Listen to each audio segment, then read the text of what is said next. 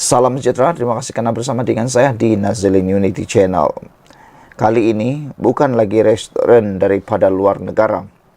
Bukan lagi restoran yang dikaitkan dengan beberapa negara yang diboikot. Tapi kali ini sebuah restoran milik Tauke Melayu teruk dikecam selepas meninggalkan komen Type C. Apa ceritanya sehingga restoran milik Tauke Melayu ini teruk dikecam? Sebuah restoran makanan segera yang mendakwa ianya 100% milik Bumiputra dikecam teruk dikecam pengguna media sosial selepas cuba bermain isu perkauman. Restoran itu yang disebut-sebut sebagai alternatif kepada KFC ditegur kerana hidangannya agak mahal. Namun, respon yang diberikan pula menaikkan kemarahan ramai. Ia selepas restoran tersebut mengingatkan seorang pelanggan agar tidak ditipu oleh sentimen buruk yang dimainkan oleh Type C yang pengguna media sosial percaya merujuk kepada orang Cina di Malaysia. Type C tengah cuba bermain macam sentimen buruk terhadap Dersa Fried Chicken. Kita jangan mudah terpedaya selagi tak datang cuba sendiri, komen pengendali laman restoran itu. Saudara-saudara sekalian, ada satu tangkap layar yang dimuat naik dalam laporan ini menulis, semoga harga berpatutan sebab tadi baru lepas tengok list harga, boleh tahan harga. Cam lebih mahal dari KFC je, kata seorang penulis di laman media sosial. Tapi dalam jawapan balas, tuan tengok list harga ala carte, katanya ala carte semata-mata atau keseluruhan. Kena tengok keseluruhan baru tahu mahal ke berpatutan. Type C tengah cuba main bermacam sentimen buruk terhadap Dersa Fried Chicken. Kita jangan mudah terpedaya selagi tak datang cuba sendiri, kata jawapan itu.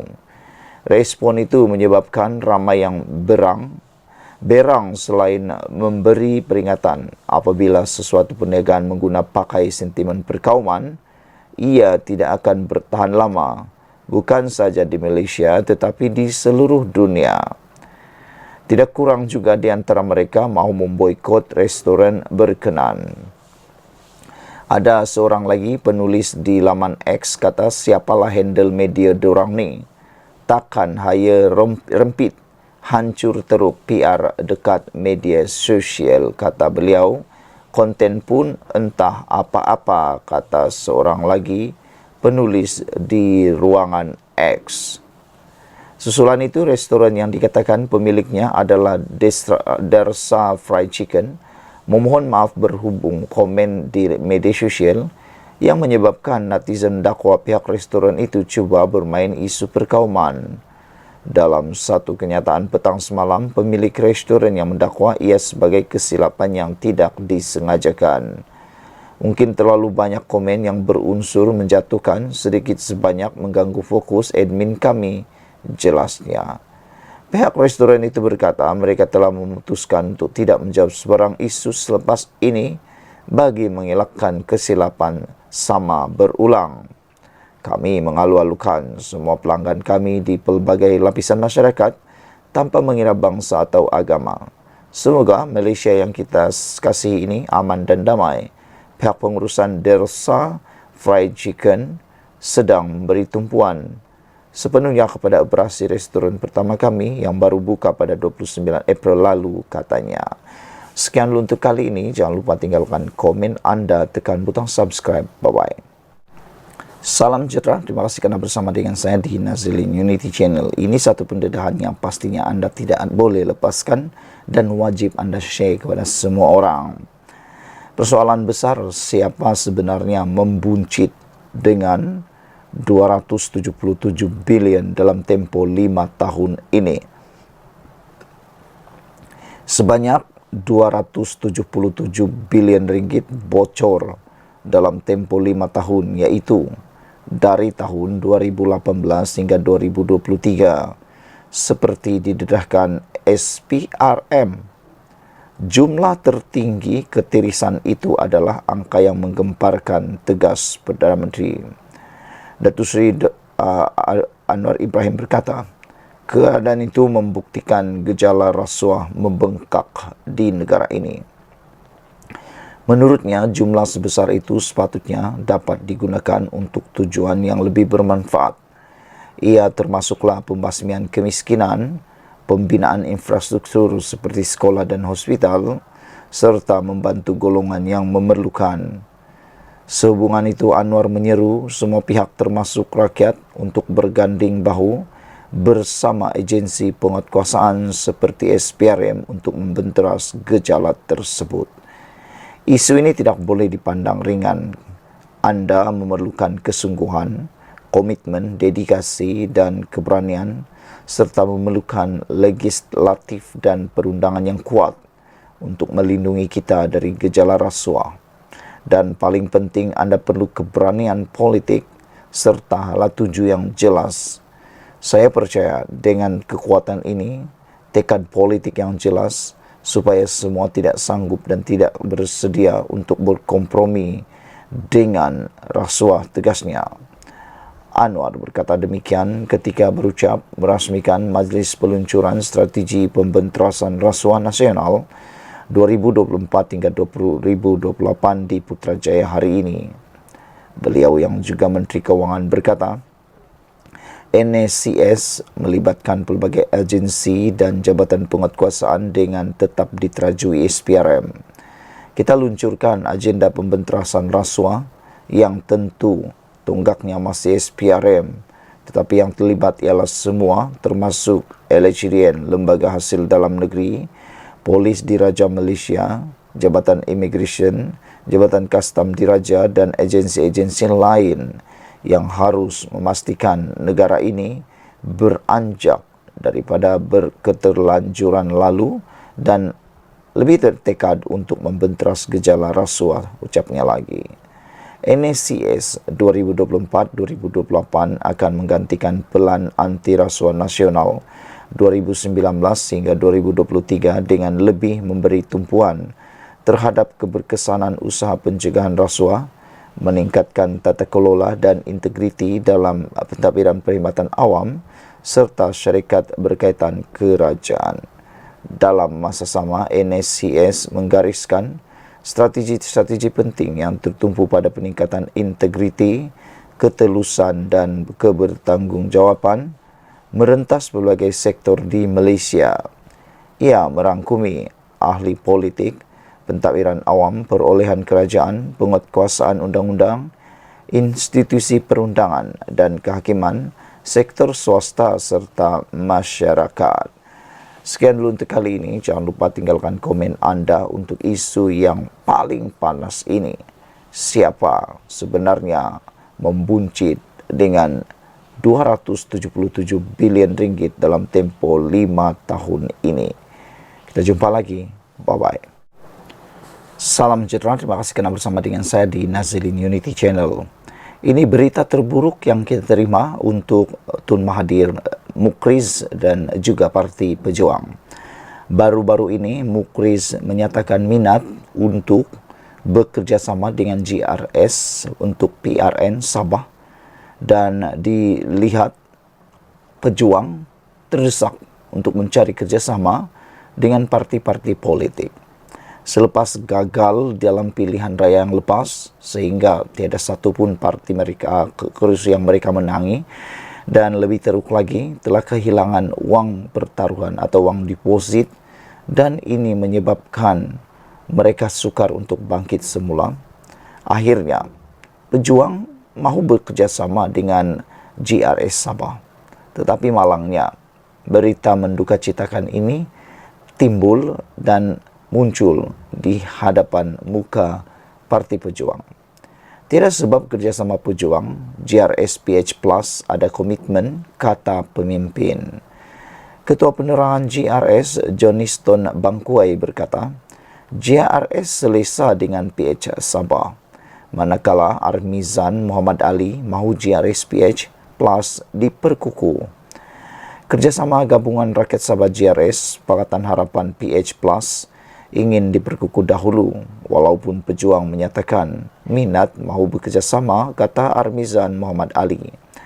Timbalan Setiausaha Agung GRS itu berkata, setakat ini, tiada sebarang perbincangan GRS dengan pejuang untuk ke depan PRN Sabah. Komitmen kita untuk menyelesaikan mandat rakyat ini adalah melalui kerangka kerjasama dalam GRS PH+.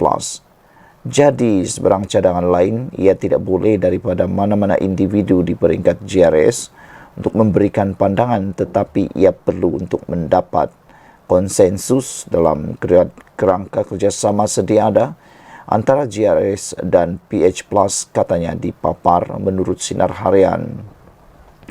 Beliau berkata demikian mengulas hasrat pejuang yang berminat menjalinkan kerjasama dengan GRS dan pada PRN mendatang. Armizan berkata, ketika mengulas lanjut, berkata hasrat pejuang belum dibangkitkan dalam mana-mana mesyuarat peringkat GRS.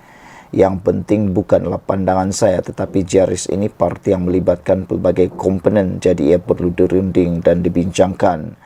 Tetapi apa yang saya boleh yakinkan sebagai salah seorang ahli jawatan kuasa GRS di peringkat pusat, tidak ada sebarang perbincangan dengan mana-mana pihak lain selain kerangka GRS Pakatan Harapan Plus.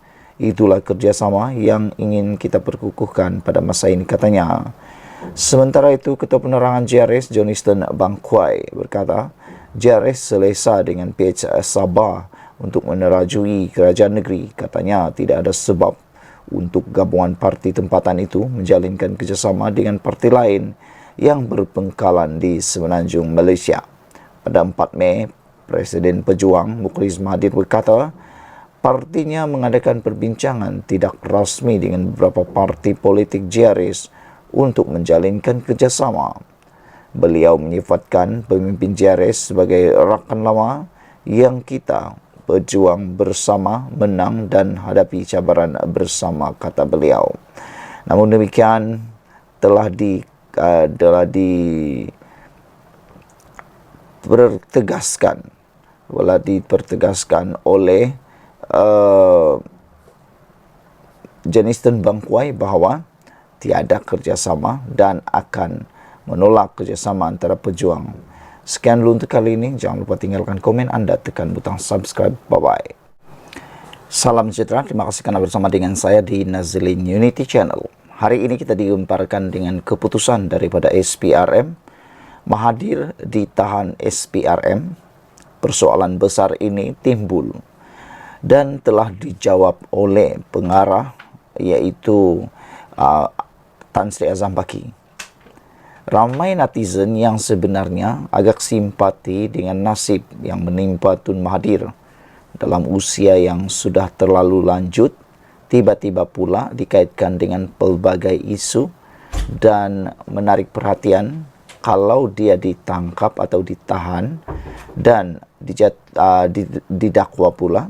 Ini pastinya akan mempengaruhi kesihatan beliau dalam pada usia yang terlalu tua. Mahathir ditahan SPRM itu tidak lagi. Kita tidak berhasrat untuk tahan beliau, kata Azham Baki. SPRM tidak berhasrat untuk menahan Tun Dr. Mahathir Mohamad berhubung isu pengisytiharan harta. Ketua Pesuruhjaya Tan Sri Azham Baki berkata, ia kerana siasatan terhadap bekas Perdana Menteri itu masih berjalan. Itu tidak lagi, kata beliau. Kita tidak berhasrat untuk tahan beliau, kata Tan Sri Azham Baki ketika ditemui pemberita selepas peluncuran strategi pembenterasan rasuah nasional 2024 hingga 2028 di sini hari ini. Sebelum ini, Azham memaklumkan negarawan itu antara individu yang disiasat berhubung isu pengisytiharan harta. Ekoran penyiasatan itu, kedua-dua anaknya juga diberi notis untuk mengisytiharkan harta dalam tempoh yang dinyatakan dalam notis di bawah Seksyen 36 Akta SPRM 2009. Pada 18 Januari lalu, SPRM meminta kedua-dua anak Dr. Mahathir Mirzan dan Tan Sri Mokzani mengisytiharkan segala aset alih dan tidak alih yang berada dalam pegangan sama ada di dalam atau di luar negara dalam tempoh 30 hari dari tarik notis. Mokzani pula disiasat mengikut Akta SPRM 2009 dan Akta Pencegahan Pengubahan Wang Haram, Pencegahan Pembiayaan Keganasan dan Hasil daripada Aktiviti Haram 2001. Sementara itu ditanya mengenai tempoh kontrak perkhidmatannya disambung atau sebaliknya, Azam Baki enggan mengulas perkara itu sehingga tarik kontraknya tamat. Walahum, saya tak mahu buat sebarang spekulasi kontrak perkhidmatan tamat pada masa sehingga 12 Mei ini, tarik hari lahir katanya. Azam dilihat dilantik semula sebagai Ketua Pesuruhjaya SPRM pada tahun lalu untuk tempoh selama setahun dan diperkenan oleh Yang di-Pertuan Agong Al Sultan Abdullah Riayatuddin Al Mustafa Bilal Shah. Sekian dulu untuk kali ini. Jangan lupa tinggalkan komen anda, tekan butang subscribe. Kita jumpa lagi.